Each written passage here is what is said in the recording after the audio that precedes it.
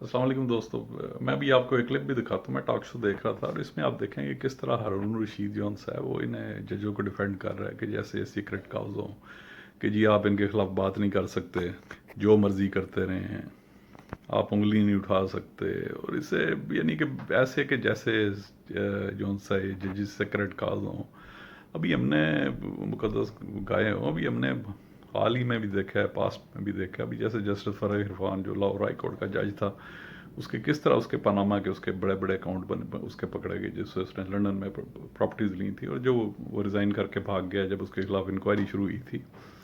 اور اس کے علاوہ ہم نے جسٹس قیوم کی ہم نے ٹیپیں نہیں دیکھی، اس کی کال ریکارڈنگز ابھی بھی پڑی ہوئی ہیں. شہباز شریف سے انسٹرکشنز دے رہا ہے. اس کے علاوہ ہم نے ان کے فیصلے نہیں دیکھے.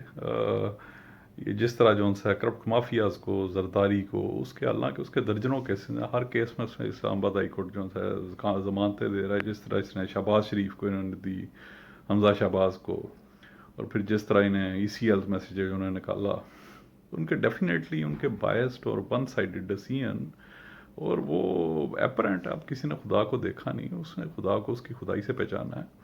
اور یہ ججز ابھی یہ بھی آیا تھا ابھی ایک دو دن پہلے، اور اس کا بھی یہ نام لینے سے کترا رہا ہے کہ جو جج کے اس کے باہر کے اس کے جو ہیں اس کی پراپرٹیز نکلی ہیں کچھ ججوں کی.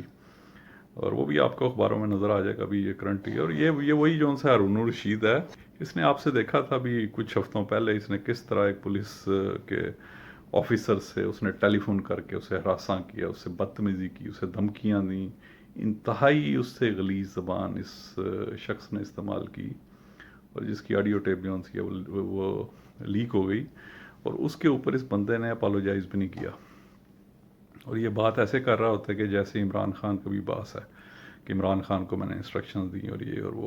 اور ظفر العالی نے اس کے اندر بڑا اسے زبردست اور بڑا پرامپٹ اسے جواب دیا ہے. اس نے یہ کہا ہے کہ بھئی ججز کی تو اکاؤنٹیبلٹی نہیں ہو رہی. جو سپریم جوڈیشل کونسل ہے ان میں بھی ان کے پیٹی بند بھائی بیٹھے ہوتے ہیں ججز، اور کوئی ہمیں اکاؤنٹیبلٹی نظر نہیں آ رہی.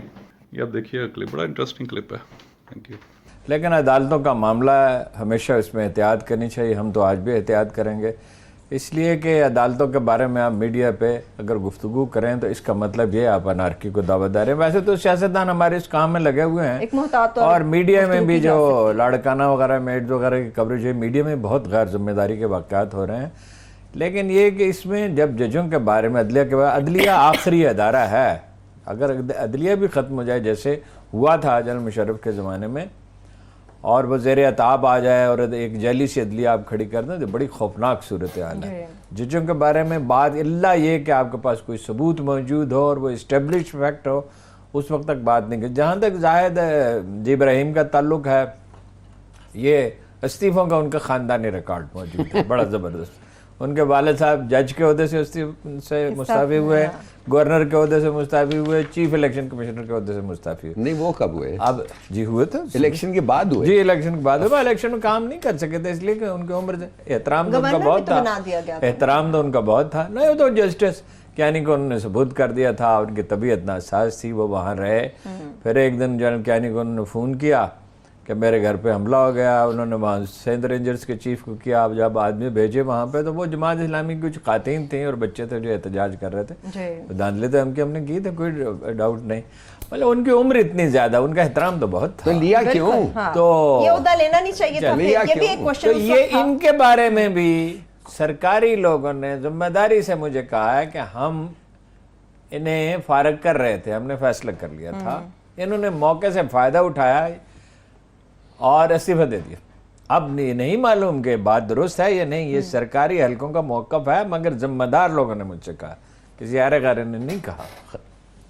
اب دیکھیے معاملہ کیا ہے کہ جی ایک جج، نام بالکل نہیں لینا چاہیے، میری آپ سب لوگوں نے مؤدبانہ درخواست ہے، بالکل اس کو روک لینا چاہیے. جی نہیں، نام نہیں بالکل لینا چاہیے. اور ایک پنجاب ہائی کورٹ کے جو سندھ کے، ان کے بارے میں کچھ کے بارے میں، ایک کے بارے میں کہا گیا اسپین میں ان کی جائیداد ہے، اور ایک کے بارے میں کہا گیا ہے کہ بتا دو کہ برطانیہ کے بارے میں ہو رہا ہے. شاید کہ یہ واحد ملک ہے دنیا میں جس میں ججز کو کوئی اکاؤنٹیبلٹی نہیں ہے.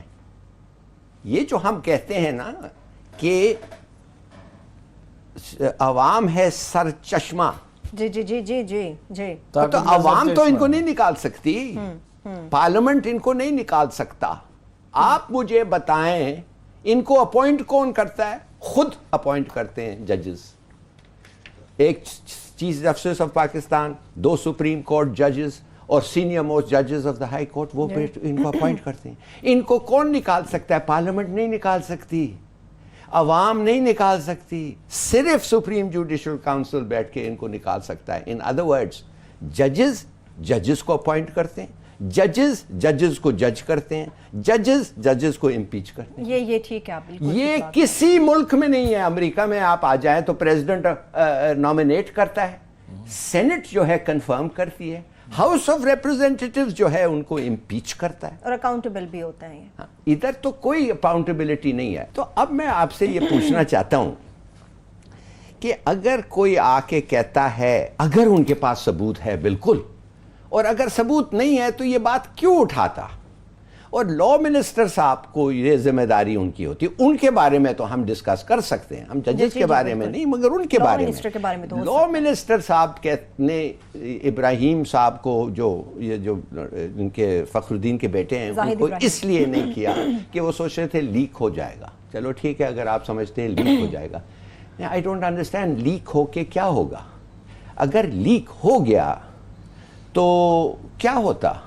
نہیں, اعلان ہی نہیں کر دینا چاہیے تھا. اگر آپ نے کیا تو اس کا اعلان کریں. پھر اگر ریفرنس دائر کیا ہے, دائر کرنے کے بعد تو خفیہ نہیں رہ سکتا. ایک ریفرنس کی بنیاد تو پتہ ہو. تو میں صرف یہ کہنا چاہتا ہوں کہ شاید یہ وقت آ گیا ہے کہ ہم 18th اور 19th امینڈمنٹ پہ غور کریں اور کہیں کہ اور سب لوگوں کا اکاؤنٹیبلٹی ہے اس ملک میں.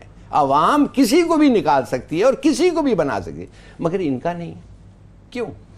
سب کا ہونا چاہیے. دیکھیے سر, گزارے یہ ہے کہ یہ تو ٹھیک ہے کہ ججوں کے تقرر کے طریقہ کار پہ غور ہونا چاہیے, نظر ثانی ہونی چاہیے, ہمیشہ بہتری کی گنجائش ہوتی ہے. اس وقت صورتحال ایسی تھی کہ لوگ نالاں تھے حکومت سے جب یہ فیصلہ کیا گیا, اور جذبات میں ہم لوگ فیصلے کرتے ہیں. یعنی بہت سے لوگ جو تاریخ کے سیریس طالب علم ہیں وہ کہتے ہیں کہ مشرقی اور مغربی پاکستان کی اگر کنفیڈریشن ہوتی تو صورتحال کبھی یہاں تک نہ پہنچتی. لیکن ہم ایک جذباتی قوم ہے, اس وقت ہم سب کھڑے ہوئے تھے جسٹس افتخار چودھری کے پیچھے. مگر اب یہ نہیں کرنا چاہیے کہ جذباتی طور پہ کوئی فیصلہ کیا جائے. اس چیزوں پہ ڈیبیٹ ہونی چاہیے. پچھلے دنوں صدارتی اور پارلیمانی نظام پہ بڑی اچھی ڈیبیٹ ہو رہی تھی. اس میں مصیبت یہ ہے کہ جو صدارتی نظام کے حامی تھے وہ پارلیمانی نظام کو لوٹ مار کا نظام کر رہے تھے, اور جو صدارتی نظام کا, میں بھی اس کا